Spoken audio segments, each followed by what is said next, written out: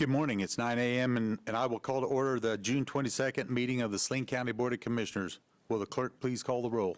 Commissioner Shadwick. Here. Commissioner Sparks. Here. Commissioner Vidrickson. Here. Commissioner Weiss. Here. Commissioner White. Please stand for the flag salute and then for a moment of silence. Pledge of allegiance to the flag of the United States of America and to the republic for which it stands, one nation, under God, indivisible, with liberty and justice for all.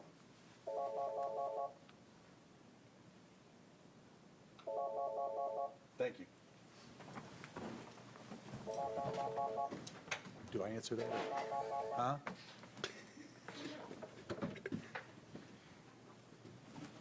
Okay, thank you. Okay. Citizens input at this time, and please keep your on information that is not on the agenda today, and for 3 minutes only. Norman Mandel, Salina. It's in the news more often about voting rights. And when an action item requires a vote, are we in violation of people's voting rights if we don't allow the people to vote on this? Because the Attorney General said if we're not allowed to vote, he will pursue this to the fullest extent of the law. Merrick Garland, the Attorney General of the United States. So if we have to abide by it, why don't we have the right to vote on it? Okay.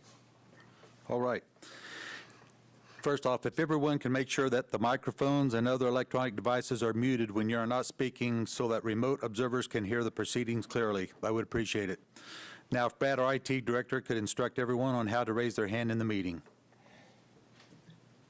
Good morning, Mr. Chairman. Good morning, No Brad. Constituents have joined the Zoom meeting at this time. Okay. At this time, we'll move to our consent agenda, which consists of approval of tax roll adjustments, approval of accounts payable, approval of payroll as presented, and approval of public forum agenda as presented. Are there any commissioners who wish to add or delete items from the consent agenda? No. Not me. Hearing no objection, the consent agenda will stand approved. We will move into action items. Item 1. RFA 189-21, RX Benefits Administrative Services Agreement with Marilyn Leamer, Human Resources Director. Good morning, Marilyn. Good morning, Commissioners. We are requesting approval and signature of the addendum to the Administrative Services Agreement with RX Benefits for our pharmacy benefit management. RX Benefits is our current pharmacy benefit manager. This addendum is effective January 1, 21 and is resulting in enhancements, discounts, rebates, fees from our previous agreement. This agreement has been reviewed and approved by our insurance consultants and legal counsel. The alternatives for action is to sign the agreement, do not sign the agreement, delay for further information. Our recommendation is to sign the addendum to the Administrative Services Agreement with RX Benefits. There is no additional budget impact, and the addendum actually reduces some costs in the amount estimated at about $31,000 to our plan. Okay, thank you. Are there any questions or comments by commissioners? Any members of the public who wish to speak? I will bring it back to the commission for more discussion or possible action. Mr. Chairman, I move we approve by signature the addendum to the Administrative Services Agreement with RX Benefits as presented by staff. Second. It has been moved and seconded that we approve RFA number 189-21, RX Benefits Administrative Services Agreement. Are there any further comments? If not, we'll call for the vote. All in favor, say aye. Aye. Aye. All opposed, same sign. Motion carries 5-0. Thank you. Thank you, Marilyn. Item 2. RFA 185-21, Regional Public Health Emergency Preparedness Physical Agent with Jason Tiller, Health Department Director. Good morning, Mr. Tiller. Good morning, gentlemen. It's good to be here on something other than COVID. For, I guess, since early 2000 up until 2014, Saline County Health Department was the fiscal agent for the Regional Public Health Emergency Preparedness Grant, which administers the fees for the regional coordinator and expenses to provide the services to those 6 counties listed on the RFA as part of the Central Kansas FEP region. Now, in 2014, during the transition year, that was shifted to Barton County. Recently, Barton County Health Department has expressed interest that they would like to relinquish that. And in conversation with both their health department, and they have also discussed this with their county administrator and commission, are ready to hand that back over. We, as not only the largest health department in our 6-county region, but we have also several times throughout the last 6 years have either provided assistance to the other counties, backfilled in this regional coordinator position. And so we also have the capability and capacity to be in a better position to act as the fiscal agent for this grant for the region. Alternatives for action, of course, is to refuse this request, and Barton County will either remain the fiscal agent or have to seek out somebody else, send me back for more information, or approve us to once again be the fiscal agent for the Regional Public Health Emergency Preparedness Grant. My recommendation, I think, is pretty clear that we reassume those duties as the fiscal agent in the best interest of not only of our county, but of our preparedness region, as we have the best ability to be able to do so. As far as budget impact, if this is not approved, there is no impact to our budget. If approved, however, we would oversee the grant amount of $36,710 and be able to assess 5% from that grant for being the fiscal agent, which is approximately $1,835 and 50 cents for the time that my finance officer would spend just processing the grant transactions. Thank you. Are there any further comments by the commissioners? Any members of the public who wish to speak? I will bring it back to the commission for more discussion or possible action. Mr. Chairman, I move we approve the Saline County Health Department as the fiscal agent for the Regional Public Health Emergency Preparedness Grant as outlined in RFA 185-21. Second the motion. It has been moved and seconded that we approve RFA number 185-21, Regional Public Health Emergency Preparedness Physical Agent. Are there any further comments? If not, I will call for the vote. All in favor, say aye. Aye. Aye. All opposed, same sign. Motion carries 5-0. Thank you, Thank you, Jason. gentlemen. Item 3. RFA 186-21, Annual WIC Letter of Understanding with Ellsworth County, with Jason Tiller, Health Department Director. Good morning, So Jason. back again. Yes. So since 2010, and this is, I think, now the 3rd year that I have had to come to see you about this letter of understanding. But we have shared a registered dietitian with Ellsworth County's WIC services at their health department since they do not have one, and it just wouldn't make sense for them to try and hire one for 16 hours a month. It's just not feasible. And so as part of our partnership with them, we have provided those services. And this letter of understanding continues to clarify the roles and responsibilities between our health department and Ellsworth County Health Department, and updates the signers. All costs are covered by the WIC program. There is no additional cost to Saline County, as all costs within the WIC program are covered by the WIC program itself. Additionally, since our WIC coordinator lives in Ellsworth, there is no travel cost associated, since she just goes then that day to the Ellsworth County Health Department, provides her services there instead of driving to Saline County and then back there. This letter was originally signed in July 2019. The original was approved by County Councilor, and there still continue to be no changes. On a side note, I would prefer that we would be able to just do this once and then bring it back if there were changes. However, the Kansas WIC program wants a new one, dated every year. So alternatives are to sign the letter along with the Health Department Director and continue these services, send myself back for more information, or don't sign the letter and discontinue this long-time relationship. I recommend that the commission chair, along with myself, sign this letter and continue this longstanding partnership between our counties. As far as budget impact, as I mentioned before, there's no impact to the budget as any expense is reimbursed 100% through the WIC grant.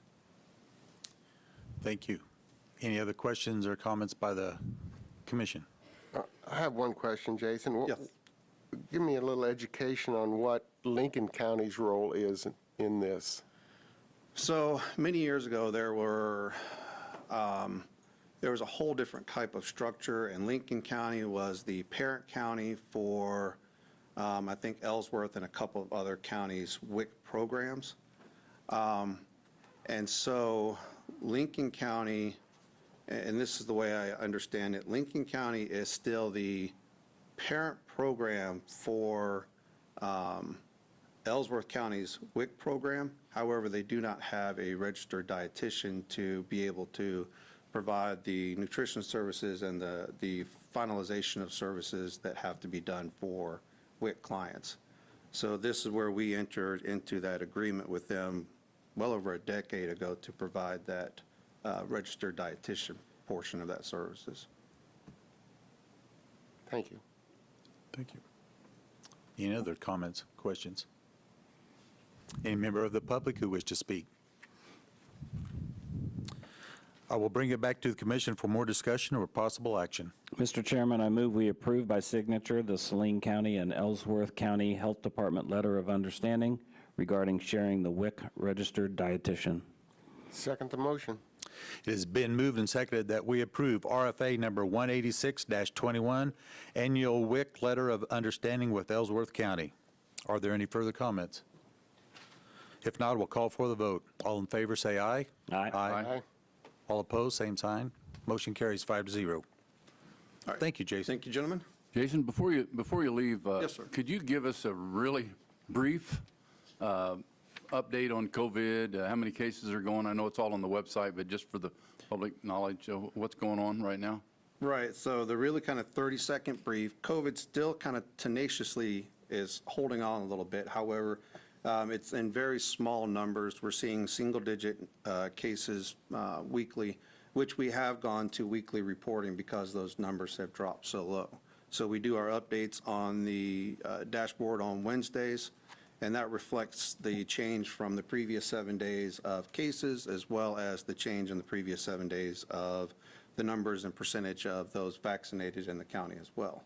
So while we still continue to make small forward progress and getting the population vaccinated, cases are still out there in very, very small numbers. Our active cases are staying below 25 at this point, which is highly manageable.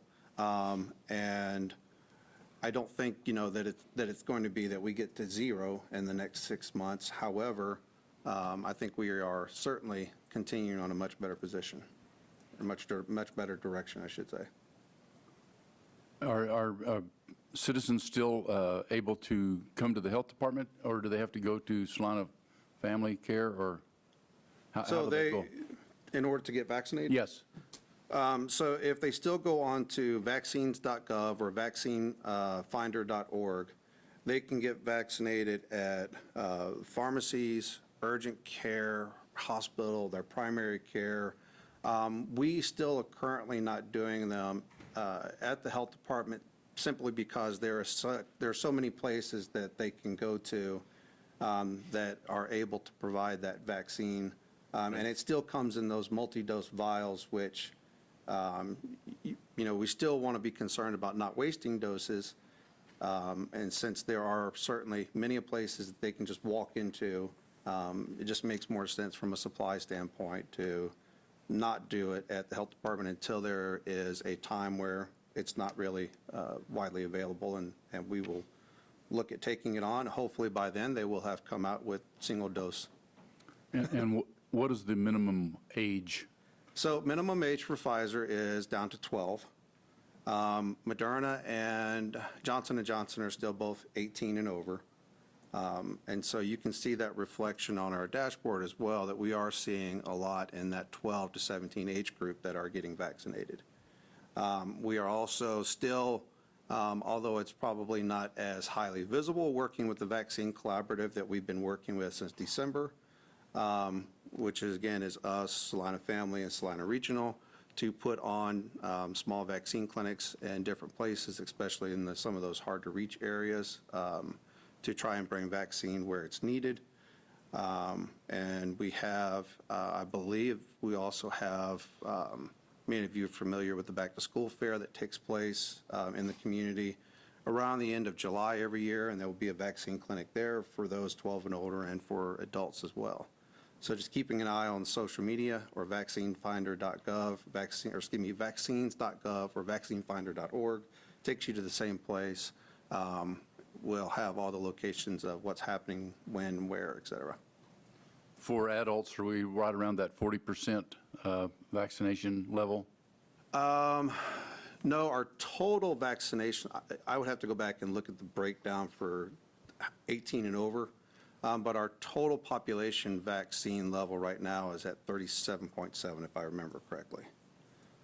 When you say for our total population, that 55,000 people? Correct. That includes Correct. adolescents and everybody else, so. And that's how it's reported, not only statewide, but US-wide and worldwide. So in order to keep that consistent and not confuse, that's why we stay with reporting with total population, so that we're comparing apples to apples throughout. Well, I certainly wish to thank you and your staff and everybody that was in the arena of dealing with this, and thank you for your efforts and continued efforts that go along with this. So thanks so much. Thank you, sir. Thank you, gentlemen, for your support during that as well. I don't think we would have been anywhere near as successful without support of both the city and county commission and the community leaders and the business community to make that happen. So, thank you. Thank you for the update. Okay, item number 4. RFA 187-21, Salina Airport Authority, Dickinson County, and Mcpherson Fire District Memorandum of Understanding and Talk Group Authorizations with Philip Smith Haynes, County Administrator. Good morning, Mr. Phillip. Good morning, Mr. Chair, members of the commission. So a couple weeks ago, Deputy County Administrator Hannah Stambaugh came before you with a group of talk group authorizations, and these are memoranda with neighboring public safety agencies that want to be a part of our local communication system for public safety. And as you are well aware, we are transitioning to a new system, so all those talk groups had to be updated. Hannah was hoping to have everything to you in one big group, but there were a few of them that lagged behind, and so today I have 3 such agreements with Salina Airport Authority, Dickinson County, and the Mcpherson Fire Department. And that's pretty much all I have to say. Our recommendation, of course, is to approve and sign the talk group authorizations, and I'd be happy to answer any questions. Okay, thank you, Phil. Are any further comments or questions by the commissioners? Any members of the public who wish to speak? I will bring it back to the commission for more discussion or possible action.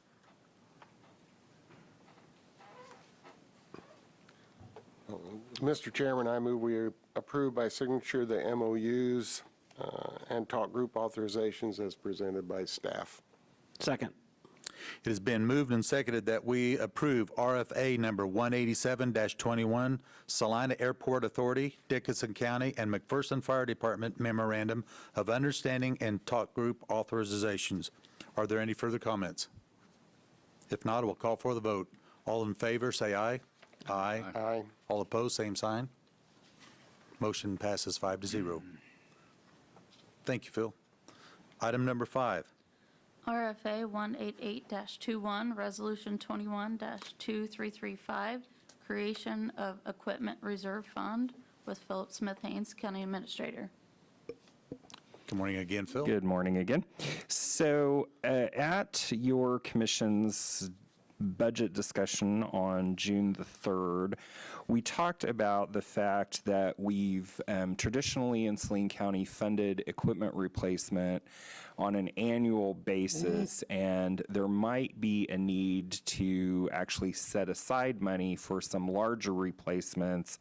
The specific example that we had talked about was election equipment, but there might be other larger pieces of equipment that we would want to do as well. And so the commission had directed me to go figure out a way to do that sort of savings account, if you will. And so I spoke with our outside auditor, Randy Hoffmeyer, and then got an example of such a resolution, creating an equipment reserve fund from Harvey County, actually, thanks to their administrator down there, and ran it by County Councilor Mike Montoya, and he has approved it as to form.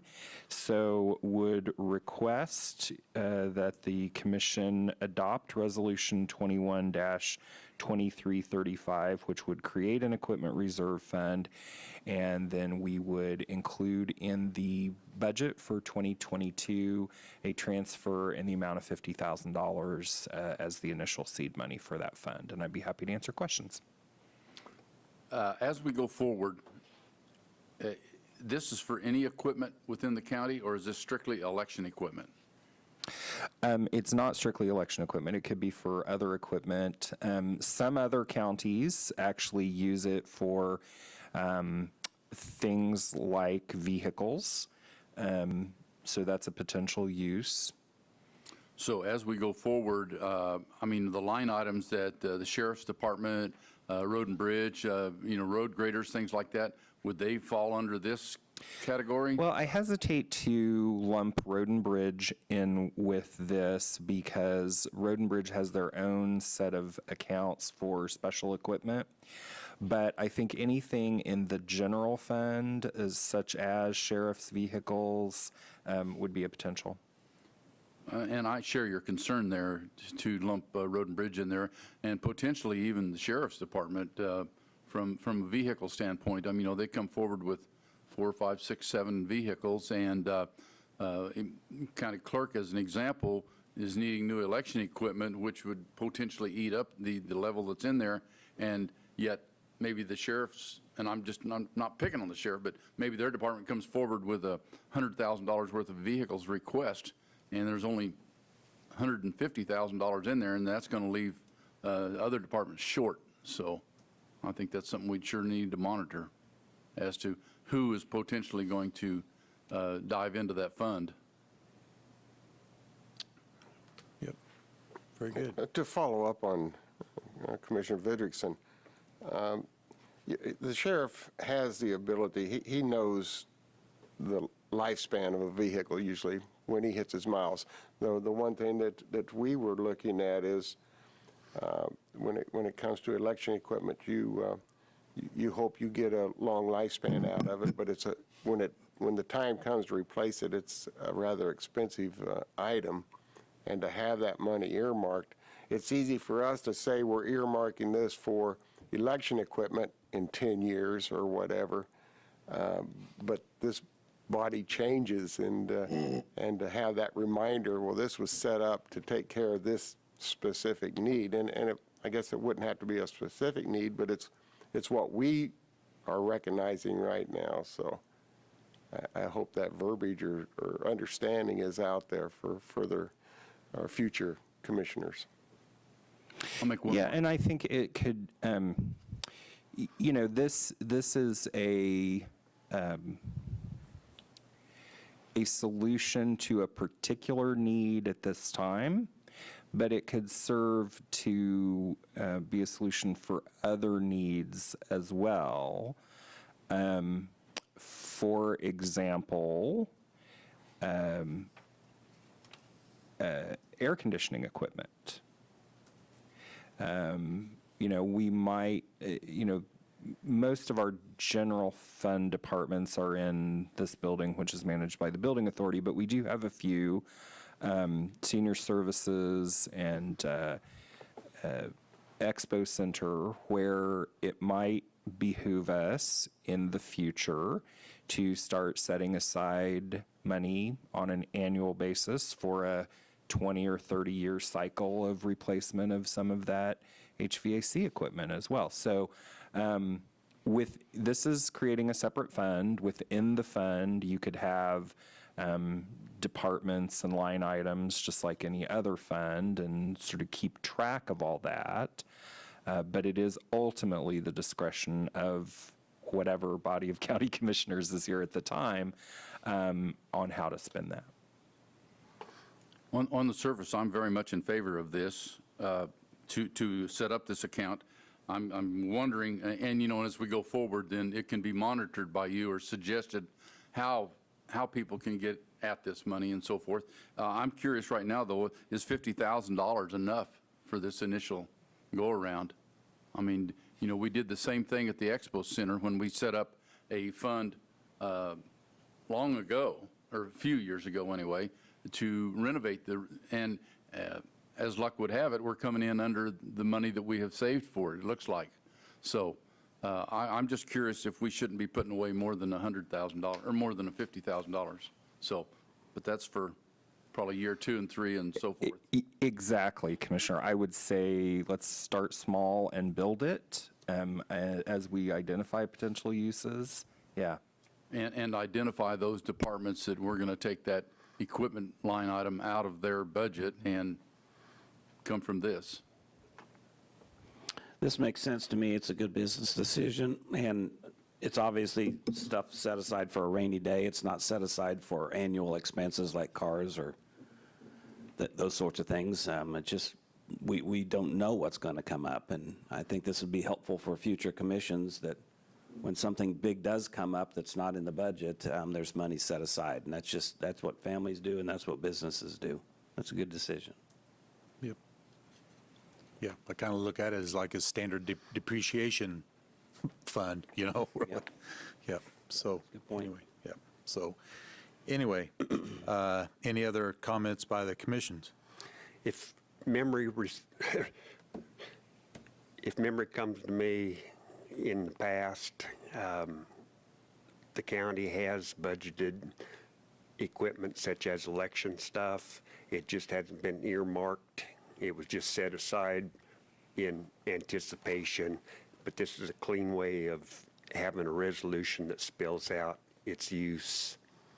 So it makes sense. Any members of the public who wish to speak? I will bring it back to the commission for more discussion or possible action. Mr. Chairman, I move we adopt Resolution 21-2335, creating an equipment reserve fund for future replacements of election equipment. Second the motion. It has been moved and seconded that we approve RFA number 188-21, Resolution 21-2335, creation of Equipment Reserve Fund. Any further comments? If not, we'll call for the vote. All in favor, say aye. Aye. All opposed, same sign. Motion passes 5-0. Thank you, Phil. At this time, we will move into the informational items. Item 1. County Administrator's update. Good morning, Phil. Back again. Just a few things to update the commission on. First, regarding the American Rescue Plan Act, had a meeting with the city of Salina. It seems like there's some commonality in terms of housing between the things that are on our list of potential ARPA expenditures and on their list. So we will concentrate on having some further discussions on how we can use some of that funding to address the housing needs in the community. Speaking of needs in the community, I had mentioned to the commission previously that our consultants from iParametrics will be in town in July and will appear at your commission meeting on July 20th.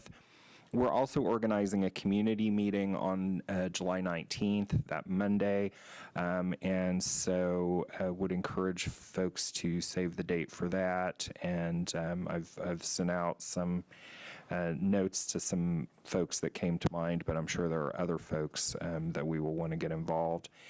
And lastly, do have a draft agreement out to the Salina Airport Authority to formalize the grant award that your commission gave to them. So I'm waiting to hear back from them, and then I'll, of course, bring it to the commission as an RFA for signature.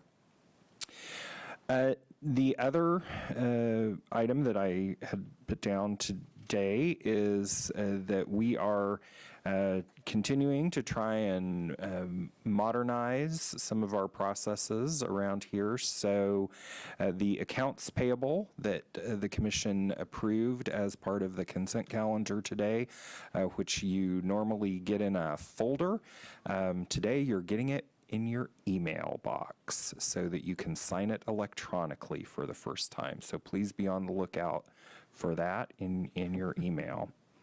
And then last but not least, I don't want to steal any thunder from anyone. You will be seeing an RFA or two next Tuesday, but sometimes grant funders like to make big press releases, and I don't want the commission to be surprised by the fact that the Senior Center in the last 2 days has gotten 2 significant grant awards.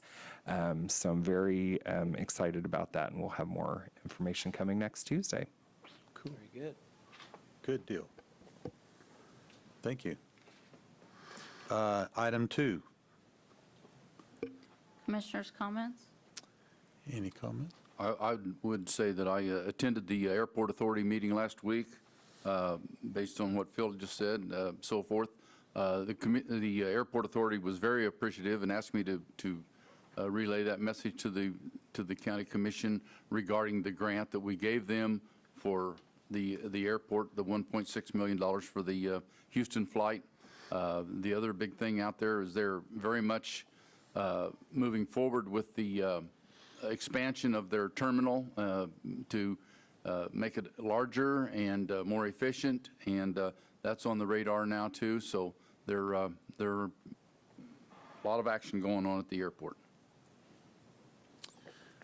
I attended Central Kansas Mental Health annual or monthly meeting yesterday, and they're busy. And last Tuesday, I attended the Tri-River Fair Board meeting, and they're going pretty much strong down the road with the fair this year. And this will be the last time the Saline County, or not Saline County, but the Tri-River Fair will be held in the stadium where they have the rodeo and the demolition derbies. And so this will be the last year for that. So I hope everyone can make it a good turnout this year.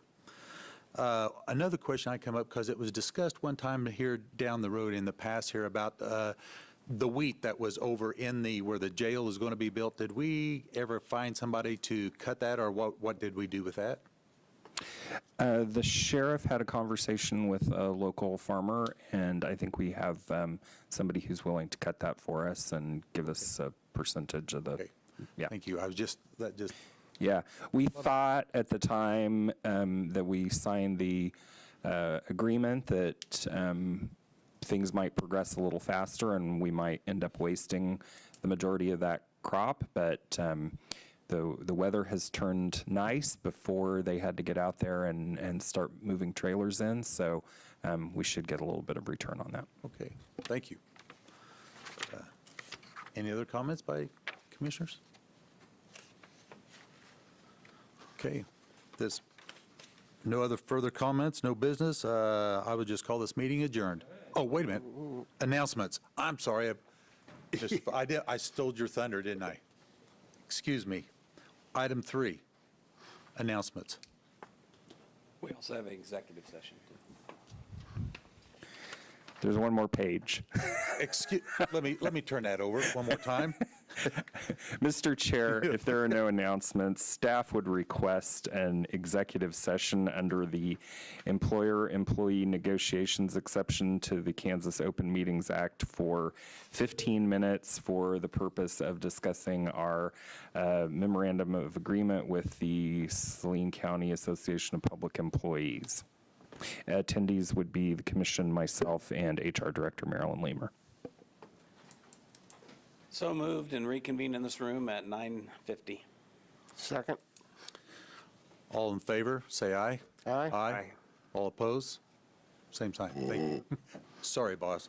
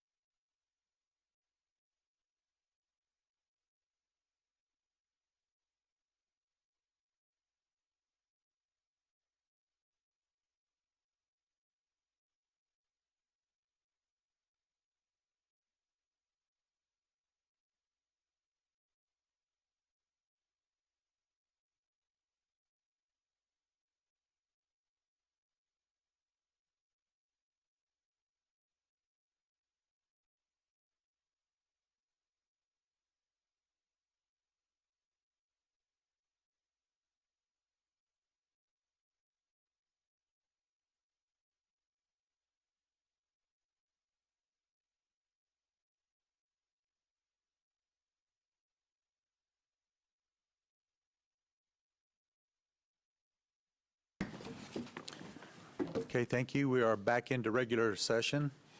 Any other comments or business? No action was, No action taken. I'm sorry. Golly, thank you. Straight. Any other thing? Okay, we will just call this business meeting adjourned. Thank you. See you, gang. See you, gang. Monty, you have a great day.